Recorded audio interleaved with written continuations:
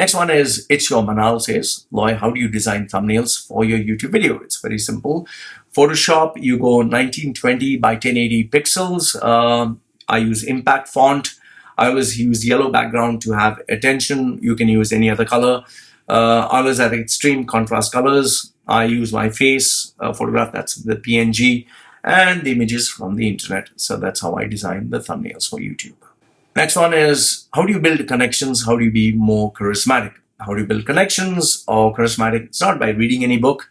It's always by being out there in the field, in the real world.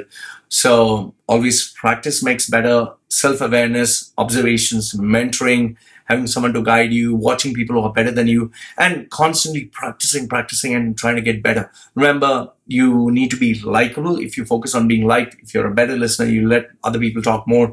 You constantly meet more people. With that experience, you will become better. And that's how you build more connections. And yes, the most important thing is when you offer more value to other people than you take, that's where you become not only a valued connection, you become charismatic, you become liked. All right, the next question is from itsyourmanal, who says, who asks, should one work on YouTube as of 2019? Plenty of YouTubers are there. Is there any scope? What do you suggest? Continue or leaving YouTube? See, the thing is, YouTube, I'll give you my experience. I started YouTube around 11 years ago when I had no fucking idea what YouTube was. I thought YouTube was a website where we could store videos, other people's videos, and just have like a vault where we store all these videos and we can say, I was actually downloading other people's videos and movies and uploading it there, and I thought I can view it whenever I like have your own private DVD collection. That's what I was doing.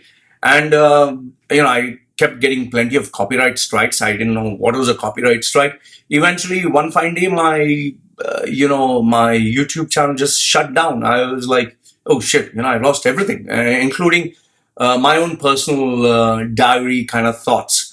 So I was like, oh, shit, this YouTube thing is kind of crazy. Then I started a new YouTube channel, the one that I've created now, and I used to put my content. Yes, I did get a few copyright strikes when I use someone's music or I use a bit of their video, and the rules changed. But I didn't take it seriously. I was just putting up videos just to share my thoughts. That's all. I didn't care whether I was getting viewers or subscribers or comments. I just went with the flow. Most of the time, I didn't even interact with the fans. It was only this year that I started, not this year, you could say last 12 months, where I decided to take YouTube a little bit more seriously because, ever since I moved to Thailand, that is 2 years ago, everything that I was doing was online. Okay, so I stay in a forest. If you know, in Thailand, I stay in a forest. I don't meet people physically. So I was like, okay, let me see how is YouTube. It was only these 12 months. Fortunately for me, there has been a particular specific target market, a very specific. So it's not like the entire world is interested in what I do. It's only people who are interested maybe in self-improvement, specifically people who are interested in news related or views related to the Middle East, that is Dubai market. So that is my target market. And a lot of people watch these videos. Many of them cannot subscribe because they are afraid of they have this fear factor that the Dubai government will ask them, oh, subscribe to Loy's channel or that kind of stuff. So, but I do get clients of mine who see me as a specialist for the Middle East market. Now, having said that, your question is, should one work on YouTube? I would say that look at YouTube as not as the primary source of your income. There are many people who look at YouTube as, okay, I'm going to get millions of viewers, subscribers, millions of views. I'm going to make money. Now, in India, for example, I see some of these Indian channels. People send me their links. You have these youngsters or these girls or these boys putting up fashion stuff, video blogs, travel blogs, and all that. I would say that if you're moving in that direction, yes, it'll always be crowded. Okay, it'll always be crowded. But if you're moving in that direction, put it as a secondary. Don't make that your primary. I would say, like anything else, work for a job, get some revenue or provide your services, get money coming in regularly, and use this as a side hobby. Okay, so you work here 8 hours every day, put in 2 hours of work here. Keep doing this and watch and observe what happens. If at some point of time you start getting more and more money, then slowly put more effort. Eventually, if this, like this is the, I'm just giving an example, this is the area where you work a normal job, this is YouTube.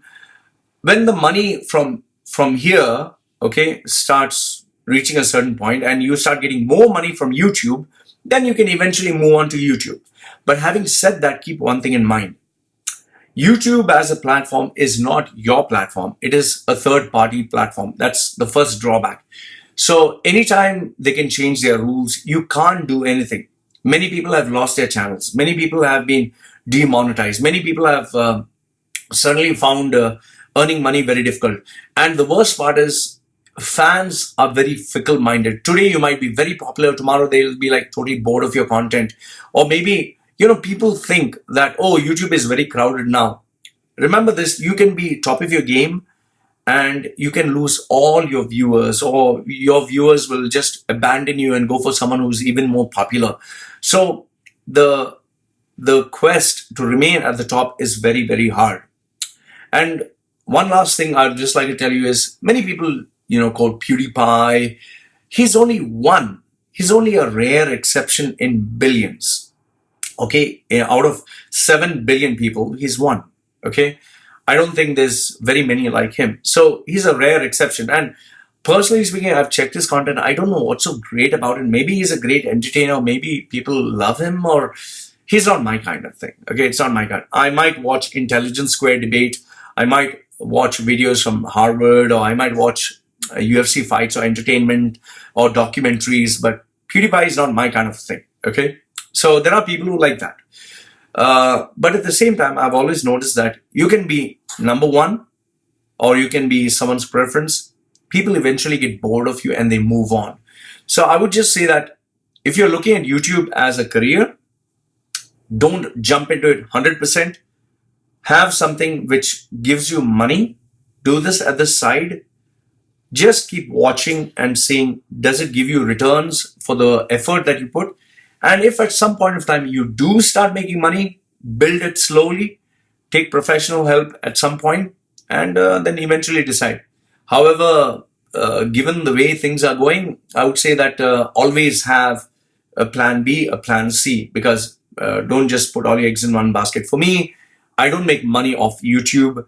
I make money off my clients who approach me for my specialized service, that is personal branding. This, what I'm doing on YouTube, is more like a brand building exercise to put myself out there. So when people Google my name or they search, they see, Loy is there. Let me hear what he has to say. And that's how people get convinced to come to me. Okay, so I hope this answers your question.